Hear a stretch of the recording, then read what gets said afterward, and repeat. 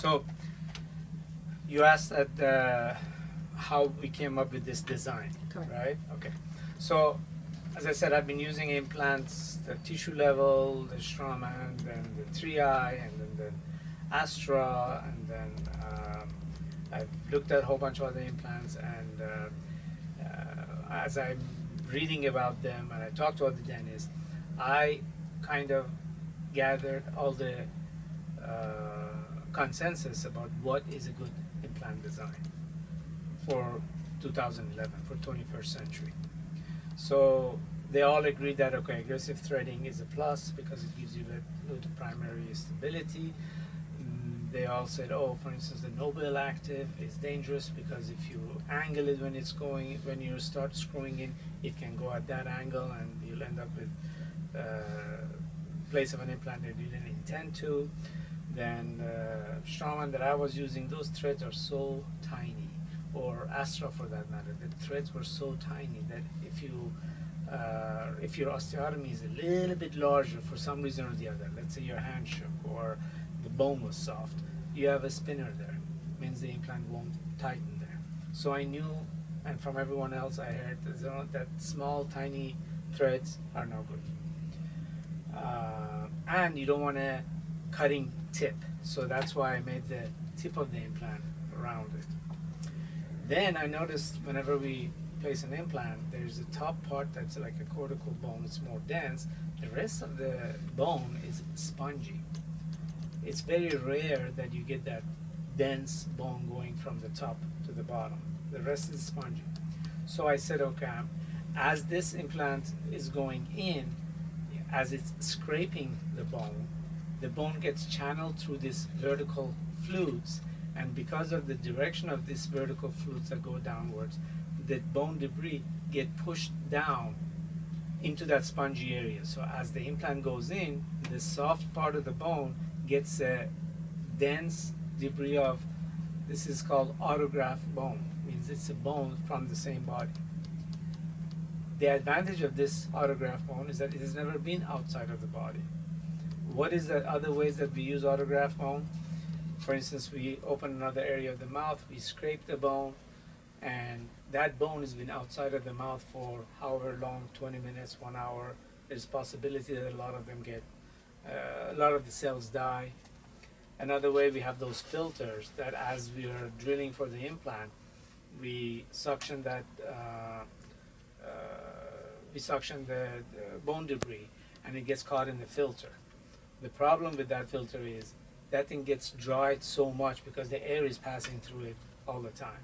So even though we take that debris and put it there, but I don't think you'll get 100% vital cells there because it's been drying in that filter for however long you've been drilling. So imagine the air has been passing through it for 5-10 minutes that you've done your osteotomy. A company in, I think it was Brazil, South America, a very, very well-known researcher, has developed a implant osteotomy drill that as you drill for the osteotomy, you bring it out and the debris is on the blade. And then he shows that, okay, this autograft bone, he puts it separately on a little glass slab, and then later uses the same thing to put it next to the implant to make up for that spongy area. So all of these, I think it's going this way in order to get some autograft bone next to the implant. Now this implant is self-osteomizing and self-grafting. It does that by the virtue of the design of it. If you notice, the other implants that they call it self-tapping, what the tapping part does is that it condenses the bone, it presses the bone. When you press the bone, you're breaking the cells. That's the only way it can be pressed, that the cells break. When the healing starts, all those broken cells have to first get repaired, in other words, be taken off by the osteoclast and replaced by osteoblasts, which are healthy. This implant, as it's going in, it doesn't condense anything, it doesn't put pressure. These are blades, which are very sharp. In fact, we don't even blast this bottom area of it so that not to take the sharpness off of these blades. These blades scrape the bone, just like your drill would have, and then put the debris right into this groove, and this groove will push it down. So this is the freshest autograft. It doesn't come outside of the bone. From the bone, it goes in the bone. And when the implant is in its final position, there is no broken cells next to the implant. Next to the body of the implant, which are these walls and the walls inside, is the very Haversian system native bone. There are no, I'm sure there are, at the very end of it, there is one group of cells that are broken, but it's not like 150 layer that get broken by a self-tapping implant. This has not put any pressure there.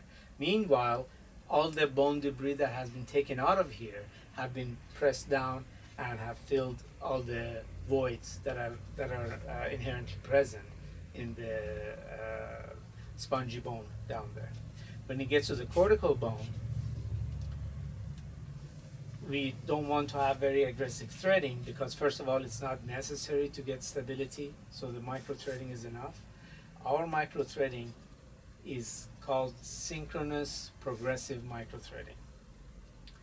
Synchronous means the pitch of this micro thread is the same pitch as the implant. Again, I've seen designs out there which in my opinion, for lack of a better word, is stupid because they have the implant with the pitch going in, and then up here they have 3 concentric rings. Now, physically, what happens then? This implant is going in with a certain pitch. When it gets to that ring, which is concentric, what happens? Either this cannot go in anymore, which of course you make the osteotomy so that it goes in. As it's going in, the concentric rings are stripping the bone here as it's going in, because they don't have the pitch. They strip it. So when they strip it, what happens microscopically? The implant goes in, and yes, it will work, but that stripped part fills in with the blood, and then body has to create bone next to it. All of these are delaying the osseointegration and weakening the primary stability. That part of those implants with concentric rings do not do anything but stripping the bone and weakening the primary stability. Now there are implants that are full of concentric rings. Those are the implants that are tapped in. For instance, Vicon, the whole thing is concentric. It's tapped in, and yes, all of them are spinner. None of them have a primary stability. But that'll work too. You know, they'll close it and they leave it in for however months they need to leave it, and then the bone will form around it, and it's a viable implant. But if you are expecting primary stability, why would you design it to weaken that primary stability by making concentric rings? There are implants with micro grooves which are concentric. Again, stupid. As this going in, if this is concentric, you're just stripping the bone and making that area fill up with bone. Yes, those implants will work too, but you are not using the maximum potential of the piece you're putting in. You're putting an 10 millimeter implant there, you're not using that 2 millimeter for the primary stability. You're just using this part. The part that has parallel grooves, that's all stripped. No primary stability from there. Now ours is pitched with this. Another feature of ours is that these are progressive. In other words, from here, the micro groove starts the thickest, but as it comes to here, the micro threads remain the exact diameter, but the inner wall of the implant expands into it, so that when it's all the way to the surface, it's a complete circle. It's a complete circle on the top. So you've started with a round hole, and you put this implant, when it's seated, that entire circumference is being filled and sealed with the implant. Again, there are implants in the market that have aggressive threading, that the aggressive threading comes to the top, and it just leaves it there. This threading comes up, and then suddenly the thread ends, and the implant head is in the middle of it. So what's going to happen when this implant goes in? You end up with one hole or part of the thread sticking out. Those will work also, but none of them are taking maximum advantage of the design of the implant. We took 3 years designing this. For every part of this, we designed, we printed 10 times model like this, and me and the engineer went through each part of it to decide what to do so that we don't have all of those mechanical disadvantages. No other implant has been able to use 3D printing technology in its development. I'm sure in the future, all the implants are going to be doing that. But we were the first company that got their 3D printing technology 4 years ago and started using the 3D printing. Without the 3D printing in office, logistically, it's impossible to make that many prototypes that fast. Sometimes we made 4 prototypes in a day, and each of them after making the improvement on the previous one.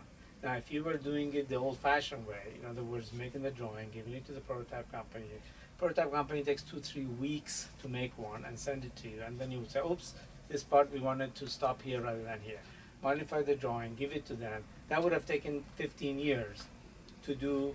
Forget about the cost, even if you said the cost is not an issue, but it would have cost you millions of dollars and 10 years to do it. But we were fortunate enough to be in existence at the time that 3D technology became commercially available, and we actually pre-ordered the first commercially available 3D printing. When we ordered it, they didn't even have any for sale. And we were among the first people who got the printer and started using it, and that's how we had that advantage of being able to make hundreds of prototypes to perfect the design. That's why our tagline is sophisticated design, easy to use, because we spend a lot of time with this. And then the parts of the features of it that other implants already had and they were enjoying it, by all means we duplicated. For instance, there were blade implants, there were subperiosteal implants, there were tap-in implants, and there were screw implants. Now, we've known for the past 30 years that the screw implants work best. So I didn't start with a blade implant to say that, oh, that thing doesn't work, so let's go to the next. No, once I know the screw implants work best and the whole world is saying screw type implants work better, I started with a screw form implant. I didn't start with like a tap-in or a different type of implant. So I copied that. Then as far as connection, now the first screw implants, we know there were external connections.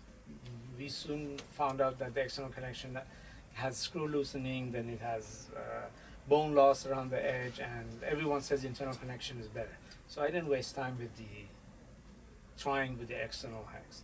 There is a company in Brazil who has every implant from every era in their inventory currently. It's like a museum of implants. So they still have external hex connection. I fail to see the advantage of an external hex right now, but you know, that was the very first implants, but I didn't even go there. So I started with internal connection. Then we knew we needed anti-rotational force. So right from the beginning, I put the hex in there. Then I realized that it is a concern. I myself have been stuck with an implant that is out of market now, and I wanted an abutment for it, and I couldn't find an abutment because the company is out of business. So I said, I don't want a single dentist out there to be in the same situation, or at least have the hesitation that they may find themselves in that situation sometime in the future. So I looked back among the systems I was familiar with. I said, okay, I know that the Astra system works well. I have dozens and dozens of patients that I have followed for 10, 15 years that they have this connection. We don't have screw loosening. We don't have leakage, we don't have any problem, we don't have any breakage. Basically, it's a great system. I said, okay, I'm going to adapt it. But then Astra had 3, small, medium, and large. Then we spent almost 6 months working around one of them, the medium one, to make sure 2 things. First of all, we can have all the sizes of implant to work with that medium size connection. And secondly, to make sure that